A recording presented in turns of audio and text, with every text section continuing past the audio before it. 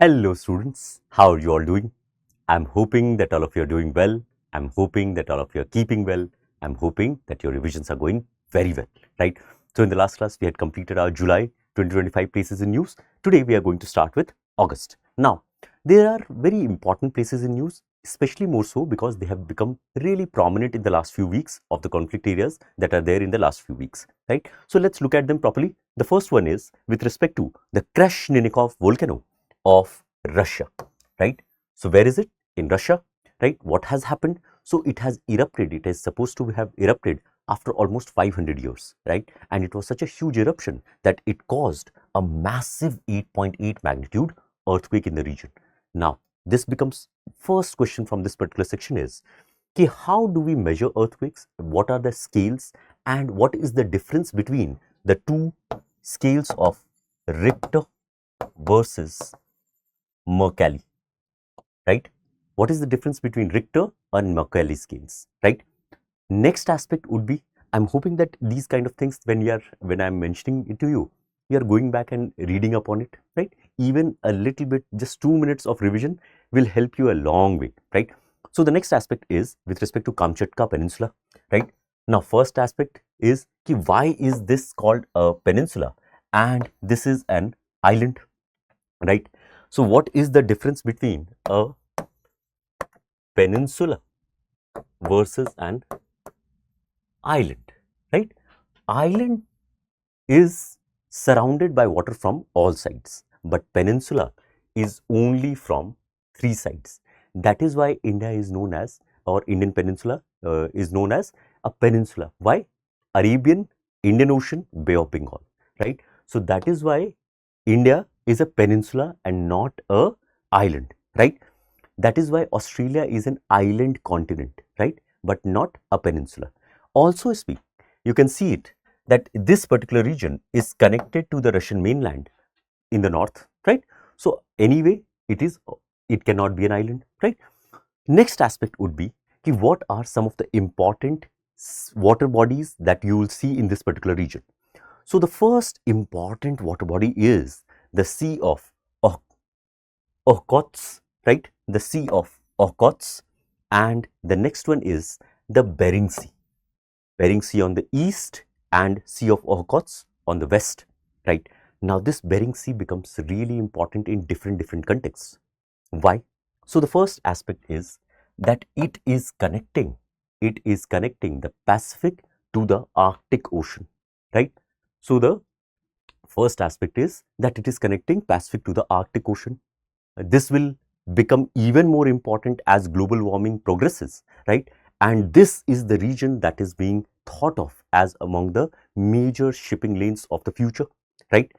Next important aspect is this is the major area between Russia and the US territory of Alaska, right? So one of the states of USA is Alaska, and this is the major area that is there in between, almost like a boundary line, है ना? So this is the Bering Strait, Bering Sea. Next aspect would be that what you will find in this region. So these are extensions, right? These are extensions that are you can see from the Kamchatka Peninsula. These are known as Coral Islands. Coral Islands, right? It is occupied by, or it is right now in the hands of Russia, right? But there is a dispute between Russia and Japan. Now this becomes generally, if there is a question, generally the one of the options will be China, and most of these islands disputes that you are seeing in this Pacific region are related to China, but Kuril is not. It is with respect to Japan and Russia, right? So do remember this particular aspect. Next is, what are you seeing in this region? So this is a Sakhalin Island. This is not part of Japan, right? So Japan starts from this particular region. This is the Japanese island of Hokkaido, right? From there, Japanese islands are starting. Of course, Japan has claims on these islands, but right now it is not controlling these islands, right? This is very important because some of the islands have already been asked in previous year questions. Next important aspect is about this region itself, right? Now, this we have seen in the previous classes, but we'll just take a good look at it. So, this is in the Pacific Ring of Fire. Now, Pacific Ring of Fire is a very important and very violent region, right? There are a lot of volcanoes all around this Pacific Ring of Fire. Even more so, in this Pacific Ring of Fire, Kamchatka is even more violent, right? So, Kamchatka region is even more violent. Why? Because there are over 300 volcanoes in this region. 300 volcanoes in this region, out of which around 30 are active. Around 30 are active volcanoes. Now, it can be a question that what is the difference between an active volcano versus a dormant volcano versus a, say for example, extinct volcano, right? Now, this can be a different question directly from physical geography, right? So, do have a look. What is the difference? What is the number of years that we are counting? Why is it 10,000 years? So, these are some really important aspects, right? So, Pacific Ring of Fire. Next important aspect would be that around this particular uh, geographical region, which are the plates that are converging, right? Especially major plates. Even more so, there can be a question with respect to minor plates also, but at least major plates you can remember. So, this is the plates of which one? So, one of it is Pacific, है ना? Pacific plate is majoritarily an oceanic plate, right? It is majoritarily an oceanic place, hence it will be more denser, hence it is the one that is going beneath it, right? So, Pacific, that is oceanic in nature, hence it is denser, right? On the other hand, there is Eurasian plate, which is much more continental in nature, right? Much more continental, hence less dense, है ना? Right? Now, which is subducting and which is remaining up, है ना? Which is subducting inside, which is going beneath, which is remaining up. So, the lesser denser plate remains up, है ना? It goes up, and the more denser plate goes down. So, these are some of the important things. I am hoping that if you are revising it well, if you have done it well, you will be able to connect all these dots, right? Next important aspect would be that in this particular region, what are some of the other things that you will find? Can you name anything? Just take a look at it. Anything? So, remember, we have already done this before in one of the classes, that here, what kind of volcano is it? It is a composite volcano. Now, you remember composite and shield volcano, what is the difference? So, if you remember the news, it was a very violent eruption. Violent eruptions are associated with composite volcanoes or stratovolcanoes. Stratovolcanoes, right? So, these are some really important aspects that you can associate with respect to this particular place. All right, that is good enough. Next, what we are going to look at is the Sea of Galilee. But before that, let's take a look at this particular question, and hopefully, as you have been doing before, try and answer it correctly. All right. Next is the Sea of Galilee, right? It's a very, very famous sea, right? It's a very, very famous sea, especially in the biblical context also, if you have read about the biblical stories. So, this is a particular term that has been mentioned quite a bit. So, in case of Sea of Galilee, what has happened is that there is a very good amount of attention that has been given because of the unusual red appearance, right? Why is this red appearance happened? So, has happened because of the bloom of green algae. Now, this color is red appearance because of green algae. Can you see where UPSC will trap you, right?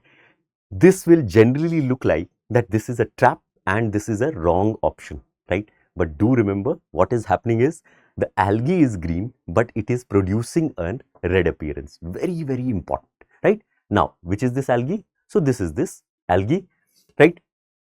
More than the algae itself, it becomes really important that in the Indian context, where do you see these kind of formations?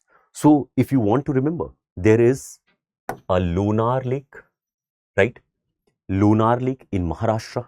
Then there is Sambar Lake in Rajasthan, and then there is Pangong Tso, right, in Ladakh, right. So there are some lakes in India itself which are really important, because of course they are also important in different other aspects also. Lunar Lake is one of the important crater lakes of the world, right? Sambar Lake is a saltwater lake, right? These are other aspects also, but they also change color, right? Due to different reasons, but their association with India is also very important. Now, in case of Sea of Galilee, what has happened is, of course, this has changed color, but for us, the most important aspect is because it is around the conflict area, that is Israel-Palestine aspect, right? So let's look at this particular lake itself. Now, where is this lying? So it is lying just above the West Bank. It is lying just above the West Bank. There is a region called Golan Heights. It is just south of Golan Heights, right? Now, all of these regions are very important, but specifically so because Golan Heights are quite a strategic location, especially for the country of Israel, especially because of its water security that is being provided by Sea of Galilee, right? Now, it is called a Sea of Galilee, but actually it's a freshwater lake, right? It is a freshwater lake, right? So, first important thing is it's a freshwater lake, right? It is not similar to another sea that you will find, that is Dead Sea, right?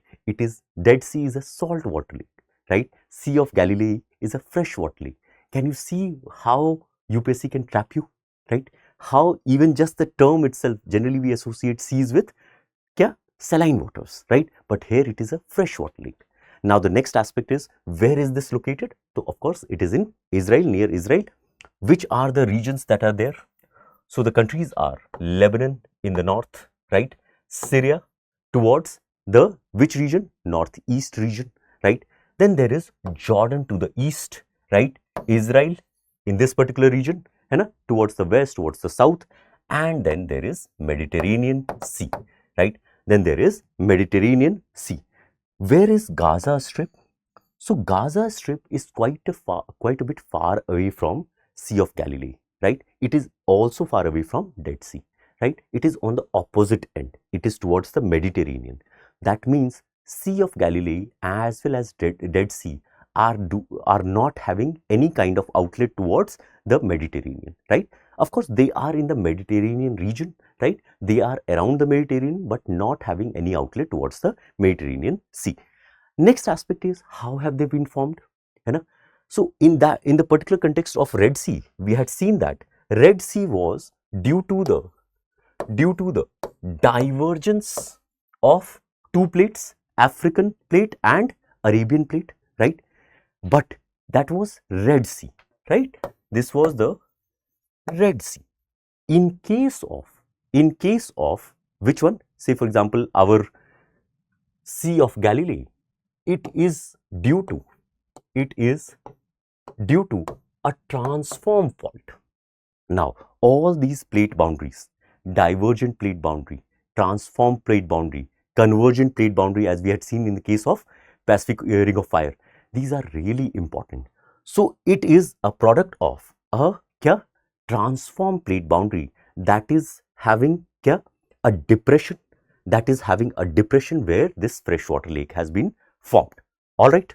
Next is, where is it and what is the peculiar aspect about it? So in this particular region, both Dead Sea as well as this particular Sea of Galilee is below sea level, right? It is below sea level. Now, this is a very interesting thing, that even though they are quite a bit inland, but they are below sea level, right? This becomes really important because it's such a unique thing, right? So, below sea level. Next, which is the river that is draining into it? Where is this fresh water coming from? So, it is getting waters from the Jordan River, that is feeding into it, right? So, these becomes really important aspect with respect to which one? It is the Sea of Galilee. It is under Israeli occupation, right? It was at a particular time period. It was shared between Syria and Israel, but right now it is completely under Israel. It is Israel's biggest or largest freshwater reservoir, right? So, this is Sea of Galilee. All right. So, this was Sea of Galilee. Let's look at some of the questions with respect to Sea of Galilee and related aspects. Just pause it here and try and answer the question.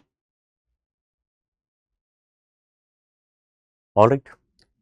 Next, in this case, as we had seen with respect to the lakes or seas that are below sea level, right? So, just take a look at these particular aspects also and see if you are able to answer this question. All right, that's all. Now, we are moving to the next topic that is very important in our neighborhood. That is the country of Nepal, right? The news was with respect to the waiving of climbing fees of 97 of its Himalayan peaks to increase tourism revenue in some of the poorer regions of the country. Now, because in the last 1 year, this country has gone through immense amount of change, right? Immense amount of change with respect to its politics, the student protests that happened, right? The violence that was created, and after that, there has been an interim government and a new election, right? A very new people new government has come up with very new people, right? So, in that regard, let's look at the country of Nepal geographically at least. So, in this particular context, if you look at the latitudinal division,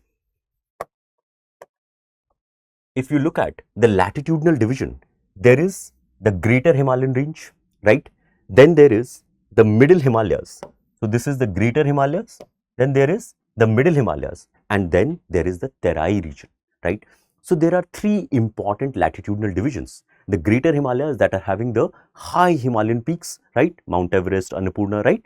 Then there is this particular middle Himalayan range where there a lot of people are living, especially around this particular area of Kathmandu, right? A lot of population is living around the capital region itself, right? It's a mountainous plain, so density will not be that much high, but at least around these particular some of the important urban centers, there is a lot of population that is concentrated. All right. Then the Terai region is very interesting, right? This Terai region is actually an extension of the Indo-Gangetic plains itself, right?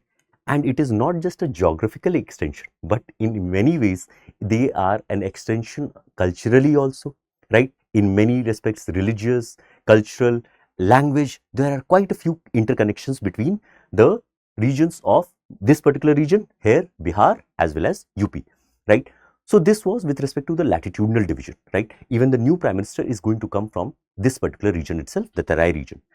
It's a very interesting development that has happened. Now, the next one is the longitudinal division. Now, in case of longitudinal division, there are four important river systems. This is the Kali River, then Karnali River, right? Then there is Narayani, Gandaki or Gandak River, and then the sorrow of Bihar, that is Kosi River, right? So, there are important river systems that you are going to find. All of these are originating in Tibet. They are originating in Tibet, right? They are not originating in Nepal Himalayas. They are originating in Tibet and then draining into the Ganga, right? So, they are mostly tributaries of Ganga. So, it becomes really important. See how culturally is also it is sandwiched between the two regional superpowers of India and China, right? In a way. So, in that sense also, the rivers also are reflecting that particular aspect of this, its geography, right? So, these are some important aspects. Of course, it's a landlocked country. It's a landlocked country. So a lot of politics, a lot of uh, policies are going to be demarcated or dictated by this particular aspect, right? But it is also a very proud country, and it has been mostly been a friend to us, right? We have had very good relations with this country. Hopefully jo hai, as we go forward, we will have even better relations. Let's see. So this was Nepal. In this context, let's look at a question.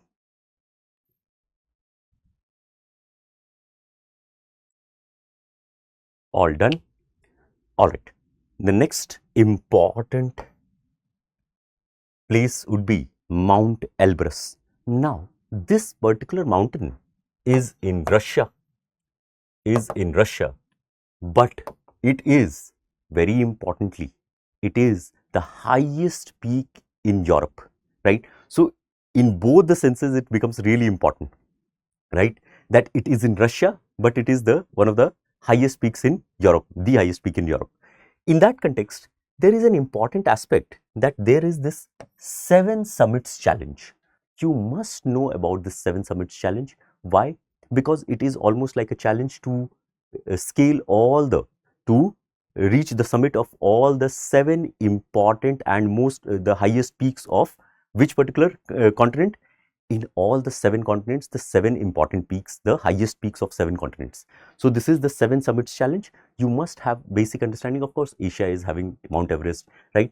Europe is having Mount Elbrus. But what are some of the important peaks with respect to North America, right? South America, in the last class, we have already seen Aconcagua, which is the important peak in case of Antarctica, which is the important peak in case of Oceania, right? So you must have a basic understanding about these 7 peaks of the 7 different continents. All right.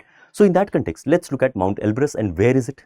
So it is in the Caucasus Mountains. Now, Caucasus Mountains is very near to a particular conflict area in news, that is Armenia, Azerbaijan. That is why it becomes really important. Otherwise, also if you will see, it is very near to which particular region? So on this side there is Caspian Sea, on this side there is Black Sea, right?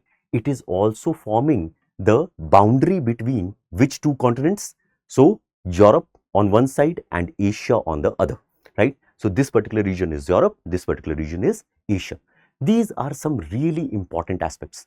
Other than that, it is quite a bit important in other aspect also, because it has permanent snow cover. So it becomes a source of many of the regional rivers in this particular region. So this is Mount Elbrus, the highest peak of Europe, right? In this context, let's see the question. Next would be Fiji, right? Now here, a lot of Indian diaspora is there, right? Indian diaspora is in quite good numbers in this particular region, right? Where is this located? Where is this country located? What are some of the important and interesting aspects about it? So it is located in which particular region? It is in the southern Pacific, right? Below the equator, in the southern Pacific Ocean, not in the Indian Ocean, right? This is very important. It is not in the Indian Ocean. It is in the southern Pacific. Next, which is the continent that they belong to? So this is in Oceania, right? There are these kind of islands that you will find in Fiji, right? Most of the Indians that went there went due to indentured laborers, due to indentured labor system that British incorporated during the late 19th and early 20th century, right? So as the people moved there were plantation workers, right? Now what has happened? Like there is a good amount of Indian people are there. Next important aspect is what kind of islands are they? So these are volcanic islands, right? And because they are of volcanic origin, right, they are mountainous in character, right? So they are mountainous in character. Where are they located? So they are right below equator but above the Tropic of Capricorn. So they are lying in the tropical region. In that regard, they are cyclone prone country. They are a cyclone prone country. Also, because this region has become quite a bit involved in the Indo-Pacific geopolitics, so again there is quite a bit Indo-Pacific geopolitics that is affecting these particular regions, right? So climate diplomacy and Indo-Pacific geopolitics is some of the other aspects through which we can look at them. In case of climate politics, they are quite a bit threatened due to the sea level rise. That is why they are among some of the island countries that are taking or that are voicing their opinion with respect to climate change quite vociferously, quite at a very high levels. All right. In this regard, the question would be, just take a look at it and answer it properly. All right. The next one is Japan, a really friendly country to us, right? Now, there are quite a few important developments that have happened, right? Especially in context of the recent Japanese elections, right? And for the first time, Japan has elected a female as their prime minister, right? So, in that regard, let's look at Japan geographically. So, if you will look at this particular region, you will see 4 major island groups. There are 4 major island groups. Just below the Kuril Islands that we have seen before, there is Hokkaido, right, in the north. Then there is this particular very big island. Can you see? This is the island of Honshu. Then this small island group, this was Hokkaido. This is Honshu, right? This is Shikoku, and then this is Kyushu, right? So there are 4 major islands that make up Japan. Of course, there are a lot many others also. In this particular context, why is it that we are looking at it properly? So Japan is regularly in news in different contexts, either because of Indian context, and they are helping us in many ways, right? But also because of the Indo-Pacific geopolitics, also because of US-China relations, also because of conflict area in news, because of this Korean Peninsula, right? So these are different ways through which we are seeing this particular region to be rising in importance going forward, right? Now, in that regard, we have already seen some basic aspects, which is the plate that you will see here.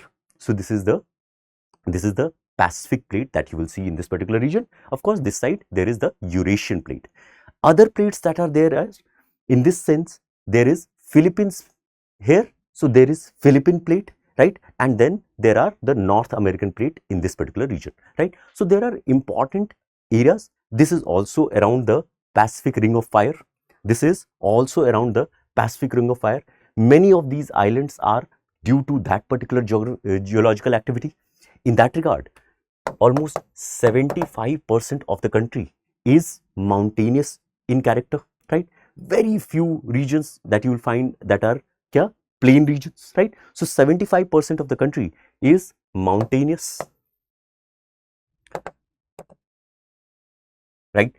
Next important aspect would be that there are a lot of active volcanoes in this area, right? So it is being plagued by volcanoes, right? Then there is a lot of earthquake that happen, and because of these earthquakes and volcanoes, unfortunately, it is visited by tsunamis also, right? So these are some really important aspects that are related to this particular region. It is on the Pacific Ring of Fire. So volcanoes are there, earthquakes are there because of the subduction of plates, and tsunamis are occurring because of these particular geological activities. Next important aspect is which are the seas and oceans that you will see here. So on one side there is of course the Pacific Ocean, but on this side, this is the region, this is the Sea of Japan, right? We have seen Sea of Okhotsk in the northern region, right? Then there is Sea of Japan, and then there is Yellow Sea and East China Sea, after which there is Taiwan. So Taiwan is quite a bit far away from this particular region, right? It is much more closer to Korea than it is closer to say for example Taiwan, right? So these things you can remember. Next important aspect is where is it connecting to? So it is connecting to this, here you will find Alaska and then towards the North American region, right? So these are some important aspects with respect to Japan. Other aspect would be that Indian-Japanese relation, and if there is some new development with respect to it, that you will have to be very updated about. All right, this is quite a bit in news, so do take a good look at it. All right, just take the question, just pause it here and try and answer this question. All done? All right. The last one, and very important in today's day and age, especially because of the Strait of Hormuz situation, right? So here, let's see what is the basic aspect with respect to Oman. This is a country on the edge of this particular Arabian Peninsula, right? On the edge of this eastern edge of this peninsula, right? So this is very close to, our own western regions, right? It is very close to our western coast of Gujarat and Maharashtra, right? This is a country that has been very friendly to us. In fact, Dukum port is a very important port in our maritime context, right? Do take a good look at this Dukum port, right? Next important aspect due to which we are going to cover this and due to which it becomes really interesting also is that there is an extension, an enclave of Oman that is there in the Strait of Hormuz. I'm hoping by now every single one of you have heard about this term, Strait of Hormuz, right? And in the Strait of Hormuz, there is this enclave by the name of Musandam, M-U-S-A-N-D-A-M, Musandam Peninsula. Why is it a peninsula?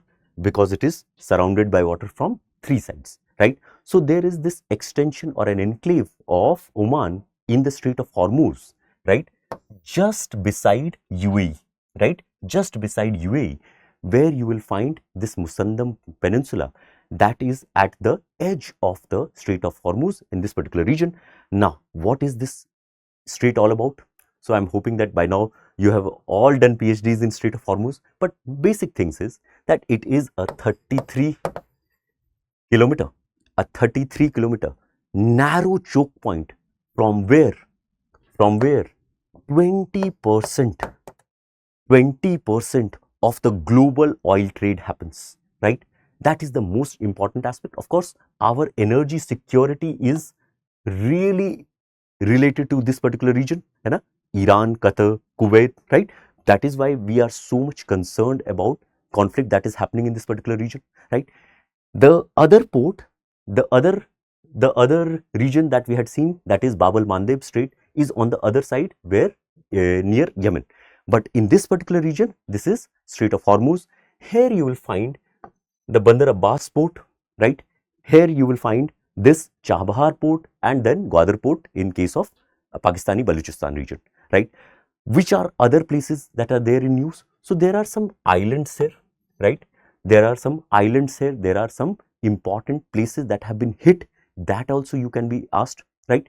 Other than that, in this particular region, you can be asked about the climate of this place, right? What are some of the climatic influences? So you can remember that they are also getting influenced by the weather circulations that are happening in the Arabian Sea, right? So these are some of the associations that you can remember. In case of course, Oman and this Musandam Peninsula, right? It is the Strait of Hormuz that has become really important, but there are other aspects that you can remember. They have been really friendly to us, you know. Their leaders have been really friendly to us in the last few decades. So we have good relations with them, right? In that regard, just take a look at this particular port. All right. The question from this particular aspect is,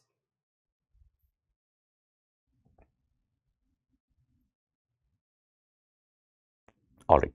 So just pause it here and we will try and look at all of these. I'm hoping that as I'm seeing your comment section, I'm hoping that most of you are able to give right answers, right? These are very straightforward questions, most of them, right? But somewhere there will be some traps so that you are able to catch them, right, properly.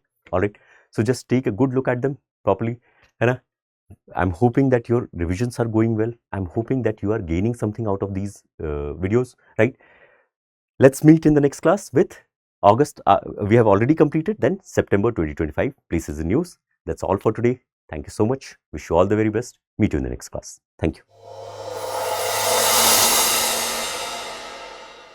For more informative content, like, share and subscribe, and do not forget to press the bell icon to get the notifications.